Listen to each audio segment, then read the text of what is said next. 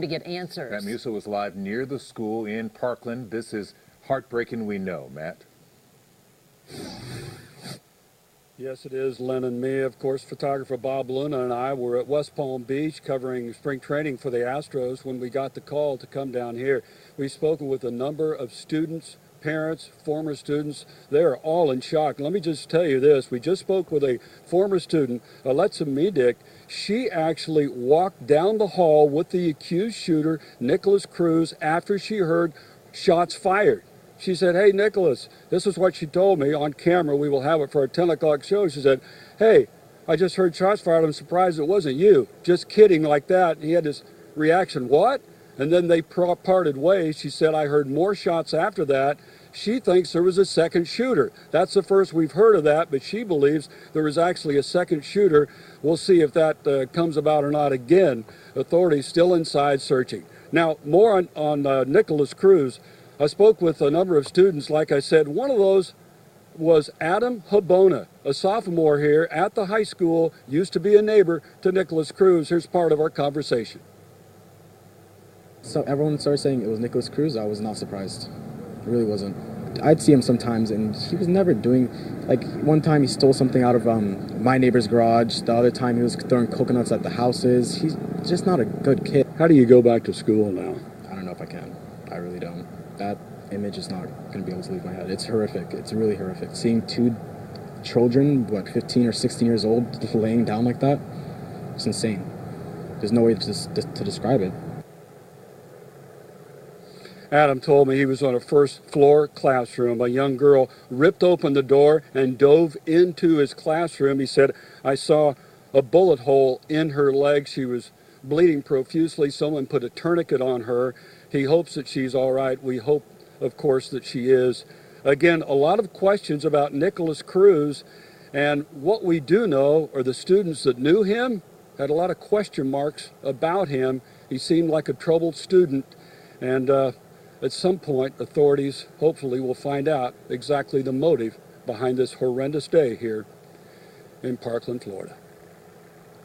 Matt Musil, it is simply heartbreaking. Our prayers are with those students, staff, and their families. Thanks so much.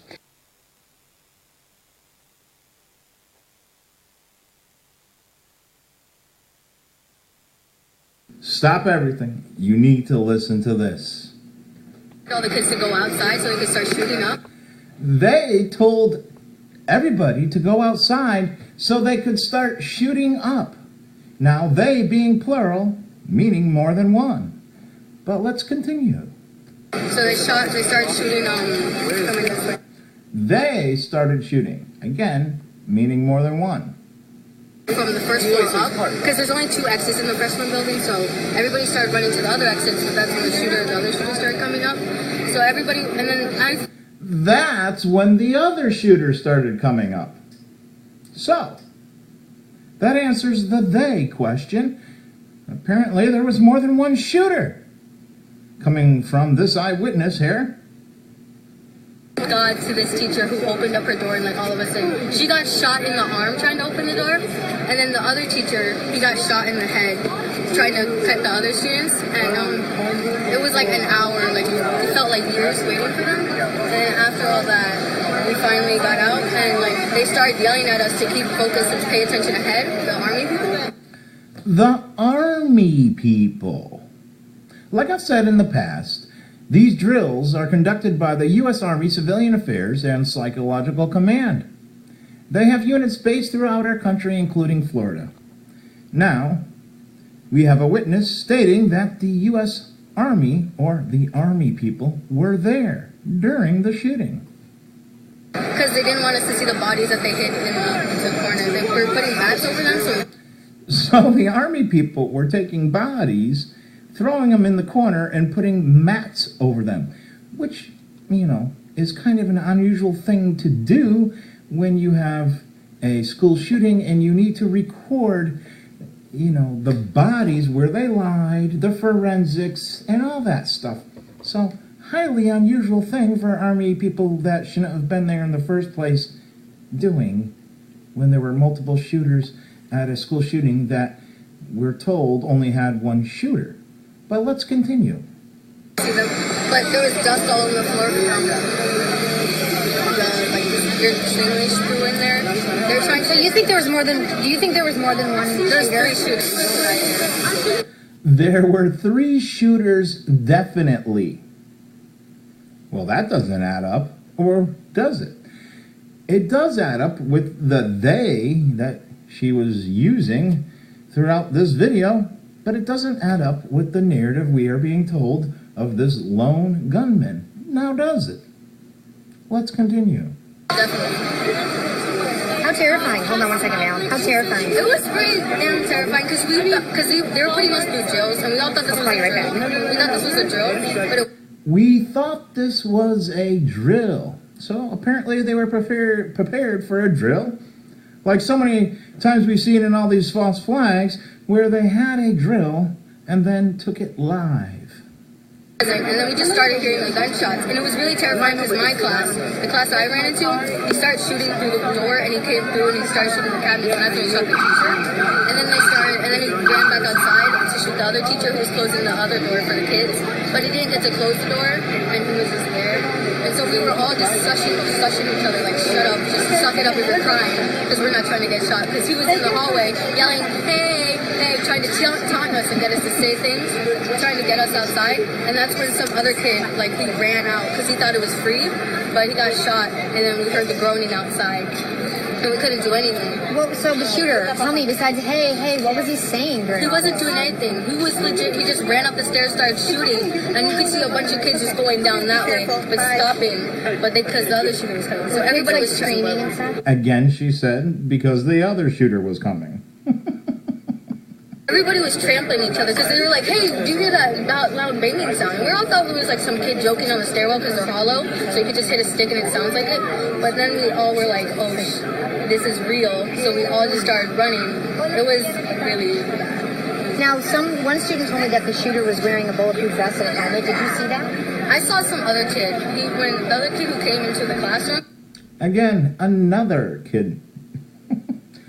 She has continually spoke about more than one person, more than one shooter, even saying definitely 3 shooters. I was wearing some type of thing, and like, I don't know, but it was like, I froze at that moment, because you never know, because when the gun is like pointed towards you and everything, you don't know what to do, and you kind of just like pause, and you're just like, is this actually going to happen?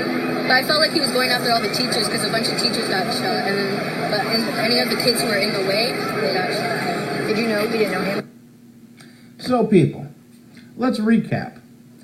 Our young eyewitness here spoke about multiple shooters, even saying there were 3 definitely.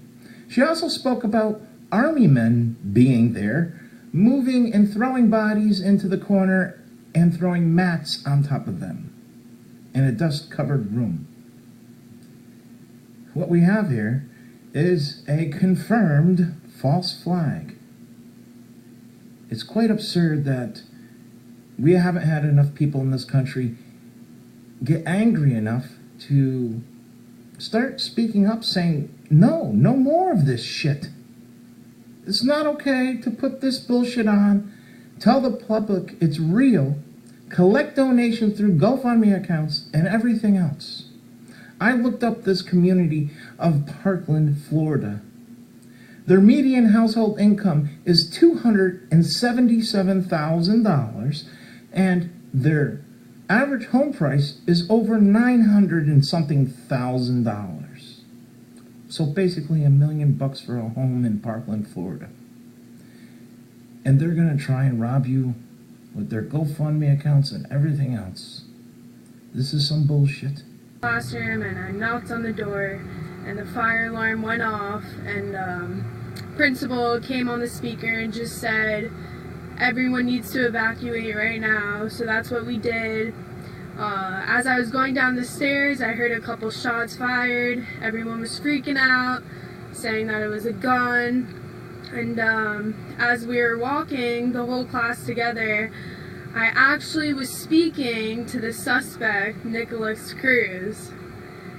And as I was speaking to him, he seemed very, I don't know what the word I want to say is, but he was trouble in middle school, so I kind of joked to him about it and said, I'm surprised you weren't the one who did it, and he just gave me a huh. So that's really what happened. You were walking down the hall, he had already fired at that time. Yes, sir, with him. Weren't you scared? In the moment I wasn't, because there was definitely another shooter involved, but... Oh, you think he was not the only one? No, definitely not. Why do you say that? Because when shots were fired, I saw him after the fact. So, and the shots were coming from the other part of the building, so there definitely had to be 2 shooters involved, I believe. That's the first I've heard of that. Did you see any other students who were wounded? Ow. Talk to him. I mean, sometimes you got people going against you and you just got to go above and beyond all that. Let's go. Straight up the top just so you know ain't no stopping us. Yeah, I see you been watching us. You can try, but you better off. I ain't a spectate from the audience. Why you hating from the bleachers? Cheerleaders is loving us. Grab a pom-pom, baby. Last year we was last place. This year we in first. We was hungry for the title. Now we quenching our thirst. You was on your best behavior. Yeah, we on our worst. Killing the competition. Rolling around in a hearse. Life is like chess, except it ain't a game. Some pawns remain pawns. Some pawns become kings. Think before you move, think 3 steps ahead. Peep game, protect queen. And sympathy for all those people, family members involved in the tragedy today. Through a Broward Health system, we received 17 patients. At Broward Health North, we received 8 patients and 1 suspect. The suspect was treated and released in police custody. Of our 8 patients, we had 2 mortalities, 3 in critical condition, and 3 are stable. Are these all gunshot victims? Yes, they are. They're all gunshot victims. What was it like inside as these patients were coming here after the shooting? Sure. So we work very closely with our pre-hospital personnel, fire rescue, on scene, in conjunction with Broward Sheriff Office. Pre-hospital communicates information to us. We routinely run drills at our institution to be ready for instances like this.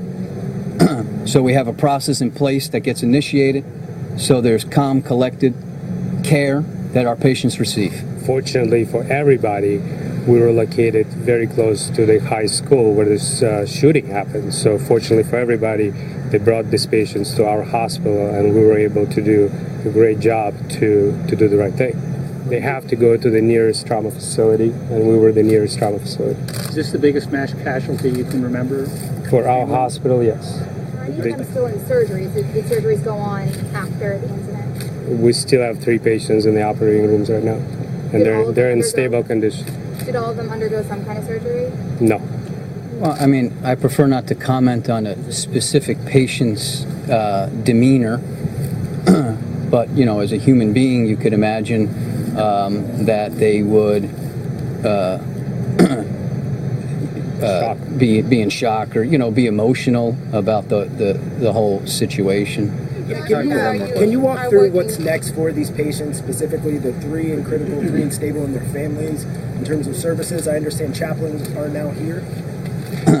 They're going to have successful surgeries, they're going to recover, they're going to go home. How many doctors are... Get born.